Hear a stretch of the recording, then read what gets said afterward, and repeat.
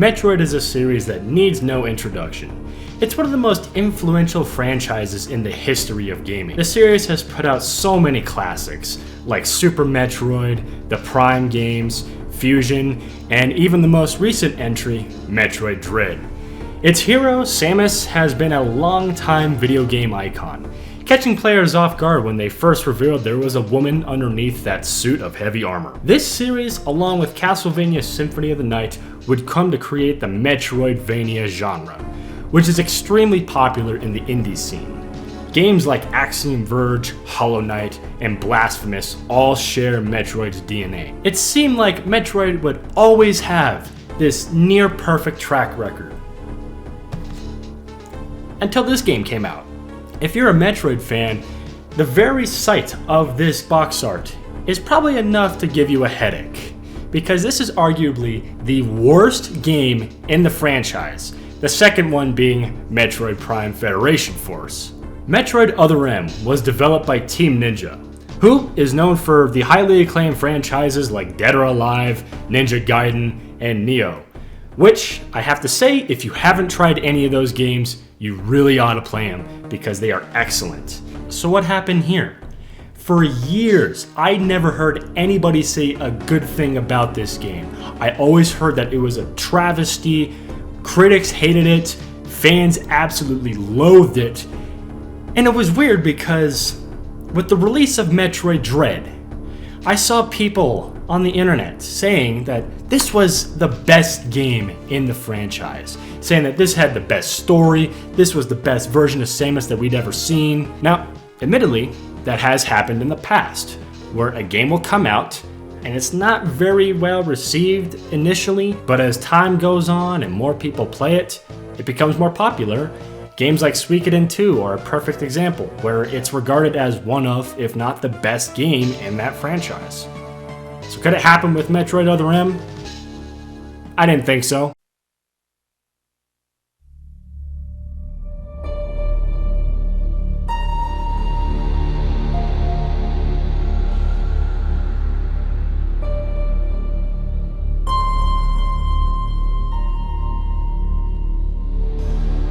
To begin with, I want to start with what I liked about this game.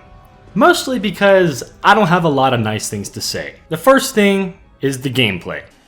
While I definitely don't love it as much as any of the other games in the series, I like this sort of idea.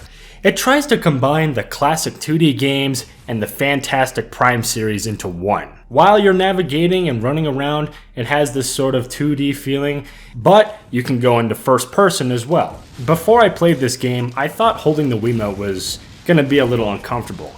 I'm 6'3", I got decent sized hands and I'd prefer bigger controllers. But I was surprised how comfortable it actually felt to use the Wiimote. It's interesting how the controls work with this game, because it only uses the Wiimote. The nunchuck and the classic controller aren't even compatible with this game. So, if you want to run around as Samus and shoot a bunch of shit and jump around, you'll hold the Wiimote sideways. If you want to go into first person, you'll point it at the screen. This is where you can shoot missiles and solve various puzzles, very small puzzles, but they're there nonetheless. Now, if you hold the Wiimote vertically, you can recharge your health and missiles, but you can only recharge your health if it falls under 100 energy. One downside is that when you're in first person, you can't move at all. This can get pretty clumsy during some boss fights, when you're constantly flipping the Wiimote like a maniac. Every now and then, I would try to switch perspective and the Wiimote would not really calibrate properly, so I'd be stuck in first person when I'm trying to move around and there's a boss that's just about to kill me. It's pretty rare when that happens, and it kind of depends on how far away you're sitting from your TV. I was pretty close, so I think that had more to do with it, but I still felt like I should have mentioned it. I also like some of the moves that Samus has in this game. The easiest and probably the most overpowered move in the game is the one where you use your charge beam to jump on enemies and shoot them in the head with it. Just causes mass amounts of damage. She can also execute enemies. If something falls to the floor, you can run by it, and Samus will grab it by its tail or its foot and just chuck it across the room. You can also dodge, which it's really easy to dodge. Maybe too easy. If an enemy or a projectile is about to hit you, all you have to do is tap a direction on the D-pad. It doesn't really take that much skill, so literally all you have to do is just mash the D-pad in any direction, and 8 times out of 10 you won't get hit. Even if they're doing some weird combo, you'll still come out of it unscathed. As far as boss fights go, most of them are pretty cool. There's only one major stinker, which I'll get to at the end. But easily the best boss fights are Ridley and the Queen Metroid. Now what about the music? Music is a big part of Metroid because it really helps in setting the atmosphere. This game has a far more orchestral sound than any of the other ones, and for the most part, I think the soundtrack is just okay. There's a few really good songs, like when you're fighting Ridley.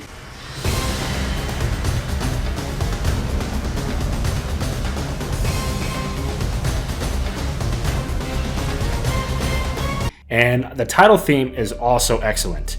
It really gets you ready for the horror that you're about to play. Other than that, there isn't really much to say about it, which is really disappointing. The last nice thing I will say about this game is that the cutscenes look very nice, especially the pre-rendered cutscenes. It's like CG movie quality. They look excellent. And this is on the Wii, you know, the overclocked GameCube. So to see it look this good, it's pretty impressive for the system.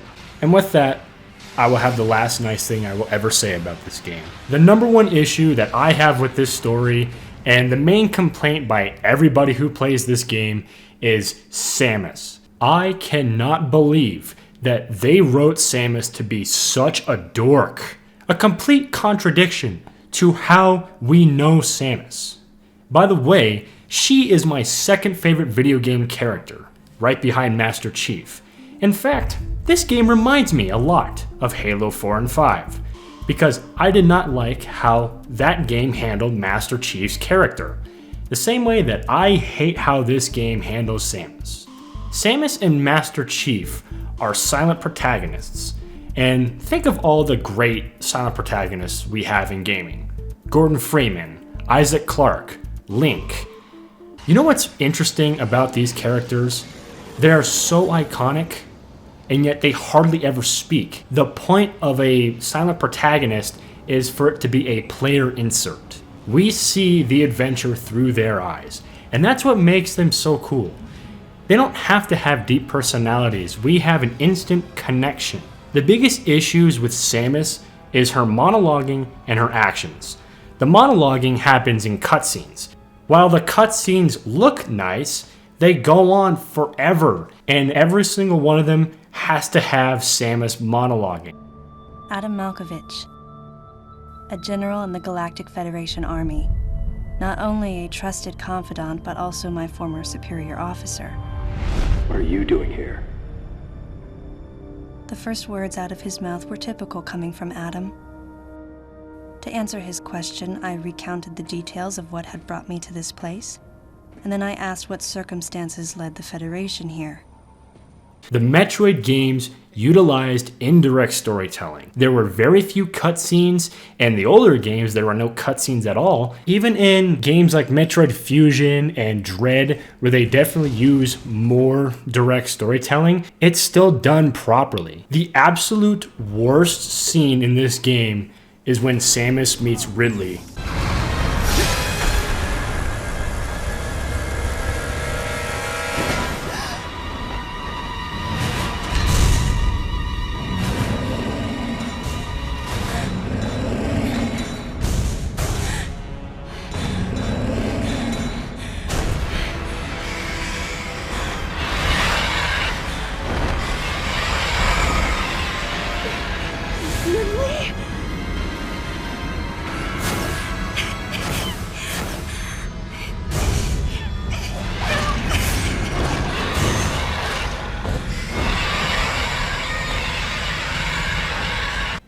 This cutscene gets under my skin so much because Samus would never act like this. She is not a coward. She is not a scared little girl. She is a fearless, badass bitch. She never acted like this in any of the previous games either. I have a problem with this in the games But this kind of thing happens in the original manga too. If you don't know Samus's backstory, I'll give you a very brief overview.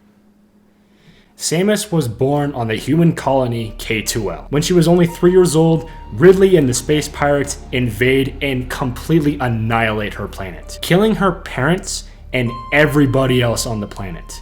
She is then adopted by the Chozo, injected with Chozo DNA, and eventually joins the Galactic Federation and goes on some missions. On one mission, she gets captured. While she is in captivity, Ridley shows up. And when she sees Ridley, she goes into shock, has a near mental shutdown because she finally sees Ridley once again. He tells her that after the invasion, his body took a massive hit and he had to rejuvenate his cells. One way he can do that is by eating things. So it's hinted that Ridley not only killed her parents, but also ate them. She eventually overcomes this shock and is able to escape. Later on in the same manga, we see Samus on planet Zebes, and she fights Ridley again. She doesn't cower in shock and fear like she did originally, and is able to persevere and beat him. This game, by the way, takes place in between Super Metroid and Metroid Fusion. So, she has fought Ridley on multiple occasions. That's including the Prime series and the main series. She is no longer a little girl. She is a professional, hardened bounty hunter who has seen some shit. She would not let fear overcome her. That is insane. So, that is Samus's character in Other M. Needless to say, it sucks. But what about some of the other characters?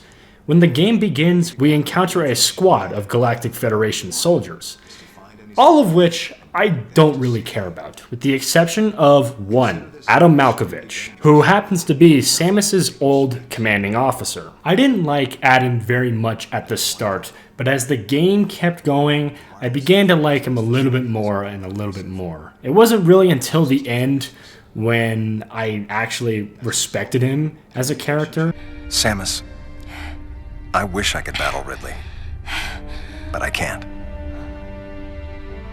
Unlike you, I'm no galactic savior. I'm merely human. But I can save you. You should be completely healed soon. There isn't much time. We both need to get started on our missions. I'm sorry for getting a little rough with you. Good luck, Samus. But the one thing I hated most about Adam is how he was designed. Adam is designed to give you items. He completely breaks one of the fundamentals of a Metroid game. In the older games, you had to look for items. You had to explore, look everywhere to try and find something so it could help you progress through the game. But here, Adam has to tell you when to upgrade your equipment. Looks like the normal beam won't have any impact on the enemies around here. Samus, use your ice beam. Samus, activate the Varia feature on your suit to protect yourself from heat damage. Why? Samus is a bounty hunter. Why does she have to listen to this old commanding officer? This doesn't make any sense. And also, if she already has all this equipment, why didn't she step out of the ship completely equipped with everything? Why didn't she have her gravity suit already equipped? Why didn't she have her plasma beam? Why not super missiles already? Why does Adam have to authorize the use of certain items? Another thing this game really struggles with is exploration. This is a very linear game. Most of the time, you can just keep going forward and you won't have to worry too much. There's a little bit of backtracking here, but it's not done really well like it is with the other games in this series. Metroid is one of the few games that gets backtracking right, because the level design is so exquisite that it makes backtracking interesting. You also won't get lost in this game. Now, I know some people hate being lost, and that is very understandable, but in Metroid, there's a sort of an art of being lost because there is still this feeling of discovery and exploration. This game just doesn't do it. On top of all of that, secret items are not as prominent here as they are in previous games.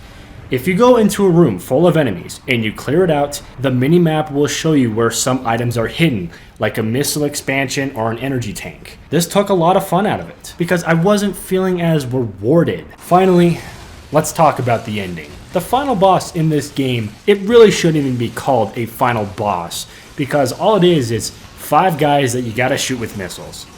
During this fight, you're not allowed to go and run around. You have to stay in first person. It's such a shame, because the boss fight right before this is so much better. The Metroid Queen absolutely deserves to be the final boss of this game. They could have gone out with a high note at least, but they didn't. As far as difficulty goes, the game's pretty balanced. The only times I really died were on the boss fights with Ridley and the Queen Metroid. And the Queen Metroid deaths were bullshit because the game doesn't tell you that you get a power bomb. You kill the Metroid Queen by planting a power bomb in her stomach, but the game doesn't even tell you that you have a power bomb. It's a little bit odd because this game is full of tutorials and tooltips, so I don't understand why it doesn't tell me that I have a power bomb unlocked. I should mention that there is an end game for Other M. This is where you can fight Fantoon and eventually get the real secret ending, but I gotta be honest, I didn't bother.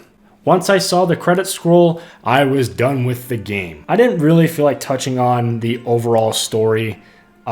Frankly, if this game couldn't get Samus's character right, that should tell you everything you need to know about the story. So that was Metroid Other M. And after playing this, I totally understand why people can't stand it. While I did enjoy the gameplay, it's not strong enough to ever make me want to come back to it.